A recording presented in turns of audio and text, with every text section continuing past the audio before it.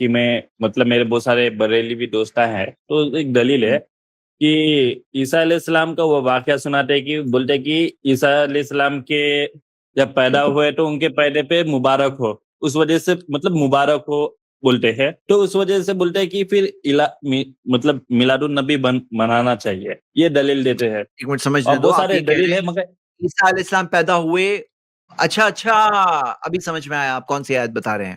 وسلام علی یوم ولدت وسلام علی یوم ولدت ویوم اموت، وہی شاید وہی آیت ہے جو سورہ مریم میں یوم ولدت والی اگر جو ہے وسلام علی یوم ولدت، کہ بھئی سلامتی ہو اللہ کی سلامتی ہوئی جب میں پیدا ہوا، اور اس کے بعد جب میں، تو یہ وہی آیت شاید کہہ رہے ہیں۔ تو اس میں کہاں دلیل ہے بھائی؟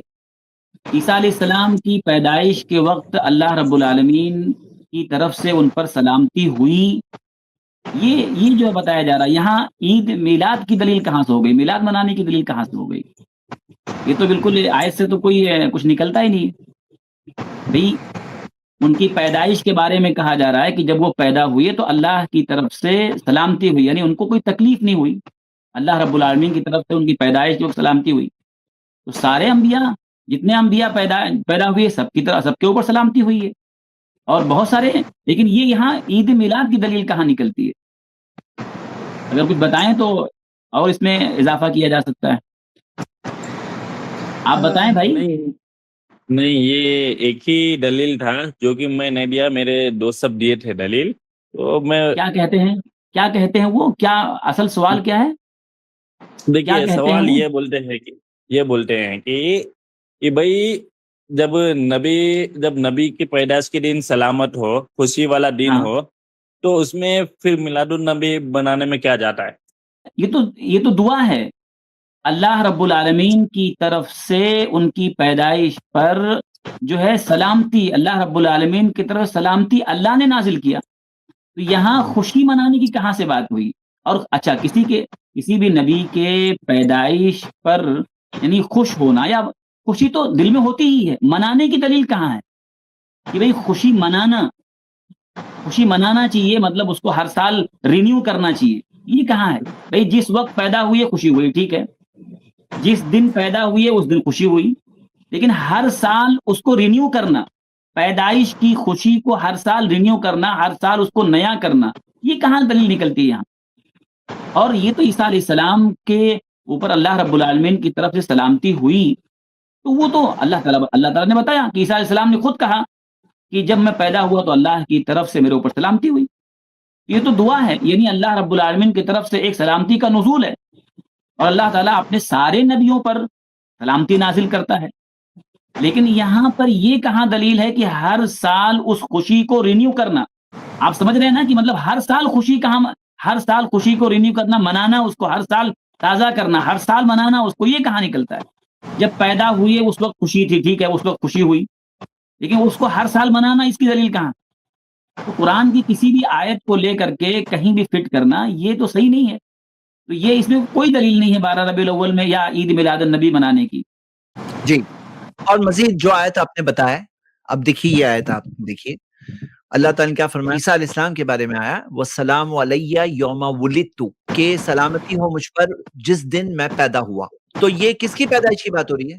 عیسیٰ علیہ السلام کی، برابر۔ پھر یہ دلیل میلاد منانے کی ہوئی یا کرسمس منانے کی ہوئی؟ اگر یہ دلیل ہوئی تو یہ دلیل نہیں ہے، لیکن اگر ہوئی، ہاں اگر یہ دلیل ہوتی تو یہ تو کرسمس منانے والی دلیل ہوتی، لیکن یہ نہیں ہے دلیل، کیونکہ یہ عیسیٰ علیہ السلام کے پیدائش کے دن کی بات ہو رہی ہے، اور یہاں پہ کہیں نہیں دیا ہے کہ ان کی پیدائش کا دن مناؤ۔ بھئی کوئی دن بہت اچھا ہے تو اسے خاص منانا ہے، یا یعنی جیسے جمعہ کا دن جو ہے، جو ہمیں جو دیا گیا ہے، ہفتہ واری عید ہے۔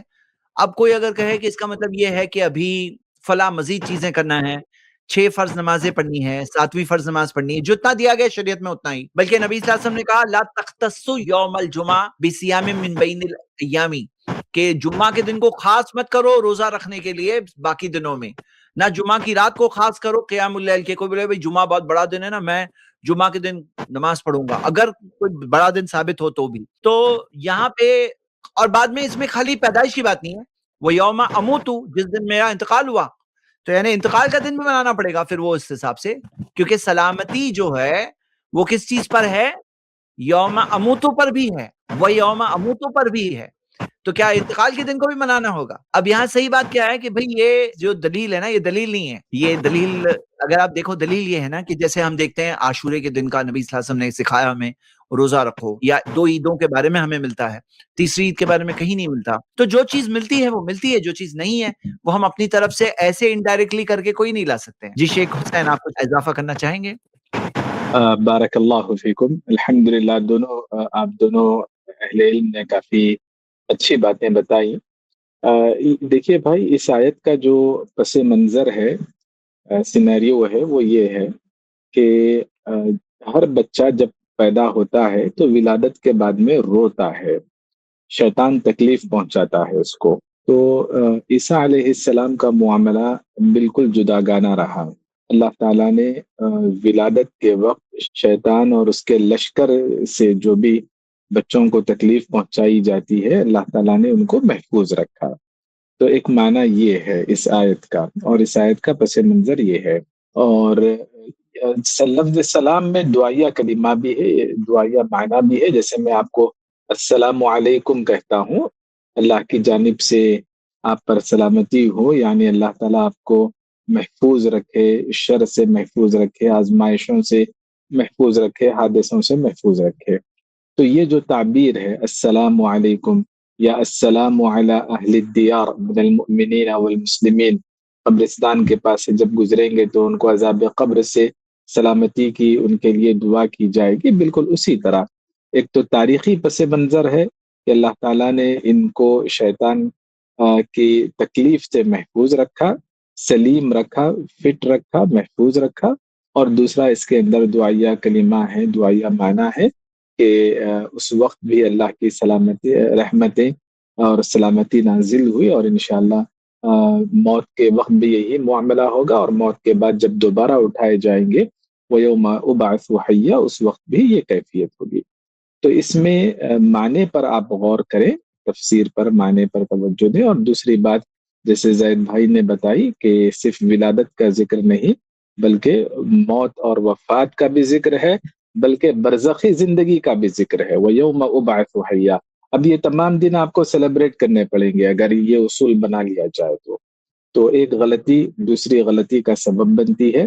یقیناً قرآن ہمارے لیے دلیل ہے، لیکن اس میں تعویل نہیں کرنی چاہیے، بے موقع بے محل آیتوں سے استدلال نہیں کرنا چاہیے. اور یہ آیت کیا صحابہ نے نہیں پڑھے؟ کیا صحابہ کو یہ بات سمجھ میں آئی کہ یہ آیت سے ہمیں میلاد منانا ہے؟ تو ایسے کیسے ہو سکتا ہے؟ جو بیسٹ فالوورز آف اسلام ہے ان کو وہ بات نہیں سمجھ میں آئی. تو ٹائم لائن بھائی، میں آپ کو یہ بتاؤں گا کہ الحمدللہ آپ کو اللہ تعالیٰ نے اسلام کی دولت عطا فرمائی، آپ کو سب سے بڑی نعمت ملی. اب امتحان یہاں ختم نہیں ہوتا ہے. امتحان یہ ہے کہ آپ کو مسلمز میں بھی ایسے مسلمان بھی ملیں گے جو آپ کو ایسی چیزیں سکھائیں گے جو قرآن و سنت میں نہیں ہے، نئی چیزیں ہیں، خود وہ انہوں نے بنایا ہے، نکالا ہے. جیسے عیسیٰ علیہ السلام نے اسلام سکھایا تھا، سارے انبیاء جتنے بھی آئے سب نے جو ایک ہی دین سکھایا، دین اسلام ہی سکھایا. کسی نے نہیں سکھایا کہ میری عبادت کرو، شرک کرو، کسی نے نہیں سکھایا، لیکن کر رہے ہیں لوگ، ان کے فالوورز ہی کر رہے ہیں، خود عیسیٰ علیہ السلام کی عبادت کر رہے ہیں. تو ہم دیکھتے ہیں کہ جو اوریجنل دین تھا، جو وہ انبیاء لے کر آئے، وہ چینج ہو گیا. ایسے ہی یہاں پر بعض لوگ ایسے آئے ہیں جو بدلتے ہیں، نئی نئی چیزیں نکالتے ہیں، لیکن اللہ کی تعریف، کیونکہ اوریجنل محفوظ ہے نا، تو جو نئی چیزیں پکڑی جاتی ہے، بوگس چیز جو آتی ہے وہ پکڑی جاتی ہے کہ اچھا یہ نئی چیز ہے، یہ بدعہ ہے، یہ نئی چیز آئی ہے. تو میں آپ کو یہی کہوں گا کہ آپ کا امتحان ایگزام وہاں ابھی ختم نہیں ہوا ہے، ابھی آپ کو تھوڑا امتحان کے لیے اور اسٹڈی کرنا ہے. ہاں، ابھی اسٹڈی کیا کرنا ہے آپ کو کہ توحید کیا ہے، شرک کیا ہے، سنت کیا ہے، بدعت کیا ہے، یہ سب ٹاپکس اچھے سے اسٹڈی کرنا ضروری ہے آپ کو. نہیں تو آپ یہاں آنے کے بعد بھی ایسا نہ ہو کہ آپ کی انرجی بدعتوں میں چلے جائے، ہاں، ایسی چیزوں میں چلے جائے جو غیر ثابت شدہ ہے، پھر کوئی فائدہ نہیں ہو آخرت کا.